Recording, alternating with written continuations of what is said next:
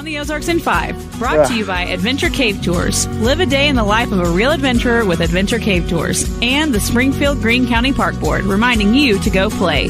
Here are your hosts, Ethan and Sarah Forhetz. Good morning to you. Here we are, Monday all over again. Feels like we just had a Monday. The weekend was so short, and then here we are, back on another Monday. I agree. I was all over the Ozarks this weekend, so it flew by. The weekend flew by. We begin with some news for you. A volunteer firefighter from Ash Grove is in serious condition after getting hit by a tree that fell on his pickup truck. He was actually responding to a call near Walnut Grove Saturday night in his Chevy, 24 years old, and he is hospitalized again in serious condition. A health clinic in Missouri challenged the state on its new restrictions for gender-affirming care, but the state says not so fast.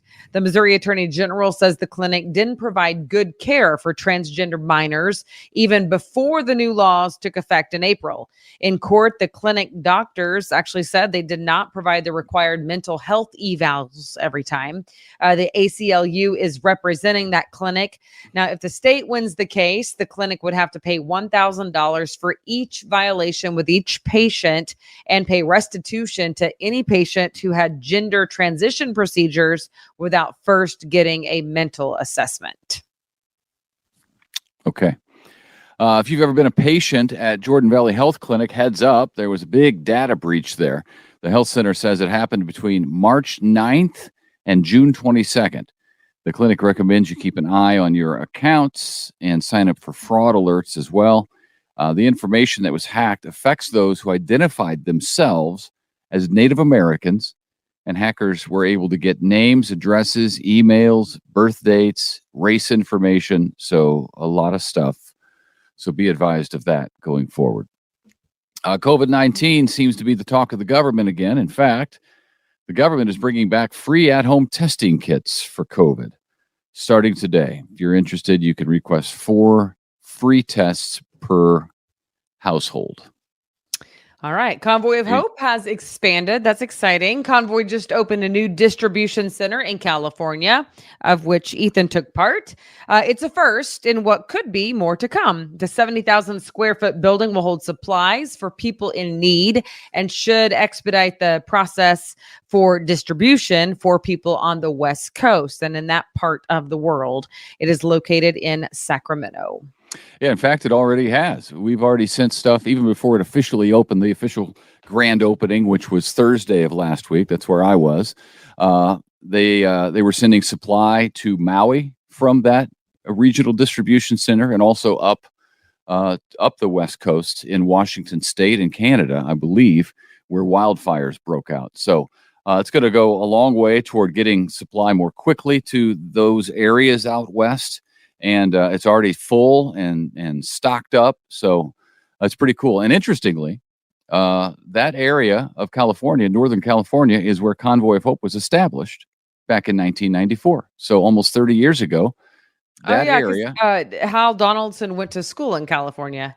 Well, he lived there. Yeah, he grew up in California, and that's where he incorporated Convoy of Hope as a charity. And then they moved to the Midwest to be kind of in the center of the country, and Springfield has been the home ever since. But yeah, it was neat to see him there and kind of a homecoming. Yeah, that is neat. That's cool. Sports last week. I bet he was in hog heaven, huh? That's really neat for him. Yeah. What a cool journey. All right, if you live in the Branson area, there is a college and career fair today for students. It's happening at the high school, the Branson High School. It's for all students of all ages, but specifically, if you have a senior, maybe even a junior or senior, school leaders say it's really a great opportunity for your student to see what's available post high school upon graduation, like whether it's college, starting a job, or even going to some sort of trade school. So you are invited. Okay.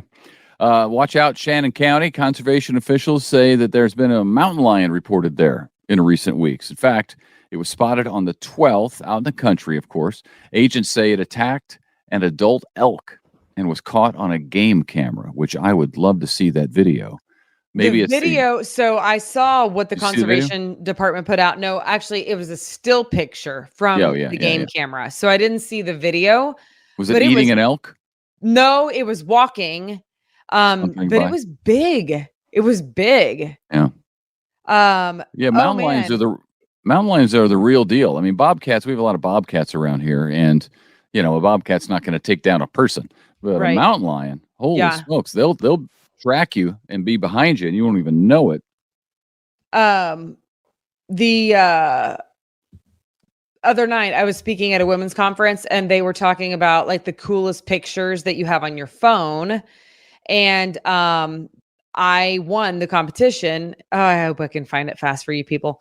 I won the competition with the coolest picture on my phone because in the Serengeti National Park, got to see a leopard eating an antelope, like in real time. In a tree. So, Mr. Foreheads, oh gosh, I really hope that they can see this. It never works whenever we try this. Cool, but go I know. ahead. Are you ready? That is a leopard. And it's eating an antelope, and the antelope's head is facing down. Yeah, you should repost it on your Facebook page and people can go there and see it because we can't see it there. I know, but look at this, guys. Look at this. Oh my goodness. For anybody listening to the podcast, they're not seeing squat. By the way, this was not a game camera. This was real life, happening right above my head. So anyway, there you go. Not a game camera, but my own personal camera. All right, moving on, sir. Go ahead. Yeah. The owners of the St. Louis City Soccer Club in St. Louis are considering adding a women's professional team. St. Louis City SC's men's team is in its first year of Major League Soccer, doing a great job. First place in their... Why is my camera getting dark? I don't understand. I don't know, but most people can only hear you, not see you, so carry on. Fair point. They are in first place in their division. So they're leading their conference, which is unbelievable in a very first year. The CEO of the team says the region has a host of very talented female players as well. So adding a team is on the radar, and they've got a great stadium to play there. So I'm sure that they could work it out. That would be fun. That would be really cool. All right, now to this, just because everyone else is talking about it. So I thought we should join the club. I don't know. Apparently Taylor Swift was at Arrowhead Stadium for the Chiefs game against the Bears. And maybe you saw the pictures. The reports is that she was in the same suite that Travis Kelce's mom was sitting in. At this point, maybe it's a rumor mill that they're dating. Maybe they actually are. Why else do you go sit beside Travis's mom? I feel like they're probably dating, but I don't even care. I love them both. I mean, they're great, right? Like, or maybe they're great. I don't really actually know either of them, but I'm sure they're great. But it's just funny to me because my daughter yesterday, like just out of the blue, was like, "Oh, Taylor is dating Travis," like first name basis, and I just cracked up. And so now it's in the podcast, people. I saw a video of them leaving Arrowhead together in the tunnel. They were walking side by side. There was no hand holding or anything. Were you so excited, or how did you feel? Conversation? How did that make you feel in your heart place? I don't really care about them.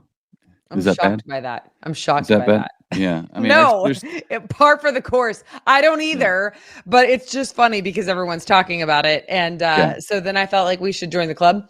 And so we did.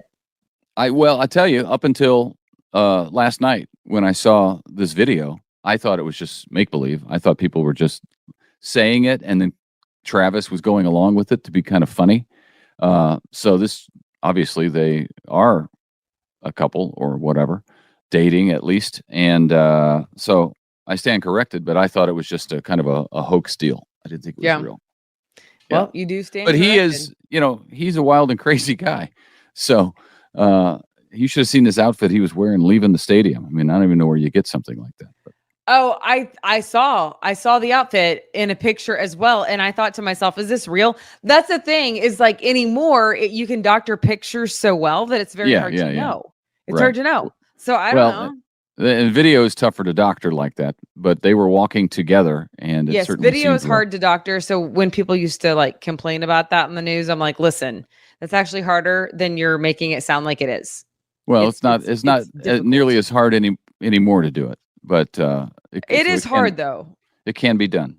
Yeah. But I mean, normally if it's done, you can tell. The viewer can tell. I don't know that that's true anymore. Normally, yeah. Wait, normally what? When we were in news 10 years ago?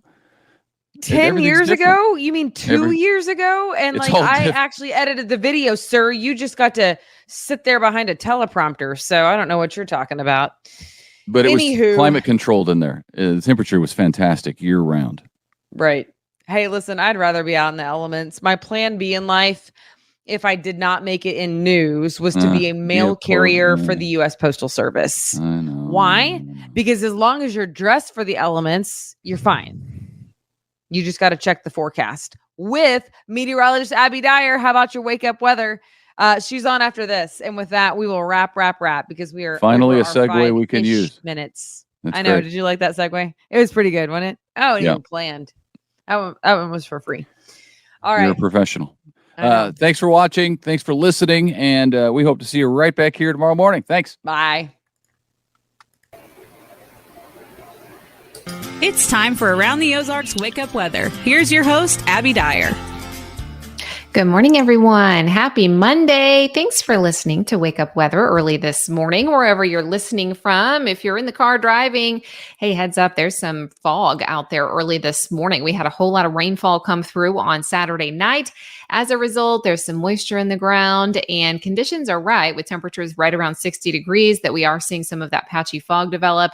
Take it slow early this morning. I think visibility could be less than a mile at times. That's really the headline for you as we start the new week. Lots of sunshine in store for us this week. I don't have a whole lot in the way of cloud cover coming our way, but we are starting a little bit dreary early this morning with some patchy fog across the region. I mentioned that we could see visibility less than a mile. That's going to be the hazard for you on the Monday morning drive. Rainfall totals were pretty incredible over the weekend. Wow, we had some issues with some flooding over the weekend. Thankfully, that's not a big concern for the morning drive on Monday. But far southeast Springfield got nearly 5 inches of rain in that one event on Saturday night. We had places, other places in Springfield, in fact, at the airport, at the National Weather Service, rain gauge there, 1.74 inches. So huge variation depending on what side of town you were on in the deluge, if you were in the southeast side of town. Other high rainfall totals from portions of Stockton, nearly 4 inches there, 3.92. Billings, 3.4 inches. Lockwood, 2.65. So a soaker over the weekend. All that moisture on the ground is resulting in some fog early this morning. So that's the big hazard to you. If you haven't left early this morning, if you're listening before you head out the door, make sure you just plan yourself a few extra minutes. Travel may be difficult early this morning due to that low visibility. There could also be sudden changes in visibility. So even though it doesn't look foggy at your house, you might drive through some patchy areas of this fog. So be sure to slow down, use your low beams early this morning, and let's get everybody to where they need to go safely to start the new week. A few showers and thunderstorms are in the forecast this week. However, the really only chance that I see is going to be late tomorrow night into early Wednesday, so not impacting the daylight hours. Overall, this week is looking pretty dry, and I have sunshine developing each day. In fact, that's even true today. The fog will likely lift by mid-morning. High temperatures will make it to the low 80s today, and I've got this light north breeze that looks pretty comfortable. So once we burn off the fog early this morning, we are looking at a pretty comfortable day, low 80s and sunshine. Rain and storm chances develop again then Tuesday night into Wednesday, and then sunshine and temperatures that get back into the mid 80s for the rest of the week. Overall, the extended forecast is looking pretty quiet. A whole lot of 80s in the forecast as we look out through the rest of the week. High temperature today, I'm going 82 degrees. We're starting out right around 60, so not moving a ton today. It is officially the fall season, feeling more like summer though this week with highs back into the mid 80s. That happens by Thursday and Friday. And I think we're going to stay in the mid 80s as we head closer to the weekend forecast as well. Pretty nice, though, overall in the Ozarks. And boy, after that soaking rainfall for many of us along Highway 65, we could use the dry week ahead. Around the country, we're already seeing peaks of beautiful fall foliage, especially up in the Northeast. Some beautiful fall colors starting to develop here in the Ozarks. If you're curious, that typically peaks around Halloween, the first week of November for us. So we've got some time. I'm seeing a little bit of fall color, but nothing too impressive just yet. I think we're really going to see that take place as we head into the next couple of weeks and we lose even more daylight each and every day. Also, around the country, you might hear about Tropical Storm Felipe, officially named over the weekend. That's moving westward and it's going to be between Africa and the Caribbean. The good news with this tropical storm is that it does not look to impact land. This is going to be a storm for the fish and the boats out in open water. This one not even impacting Bermuda. Many of the Caribbean islands won't be impacted by this. So far, Felipe, really good track on that because it's not going to be impacting land. And that's what we want to hear in the peak of hurricane season.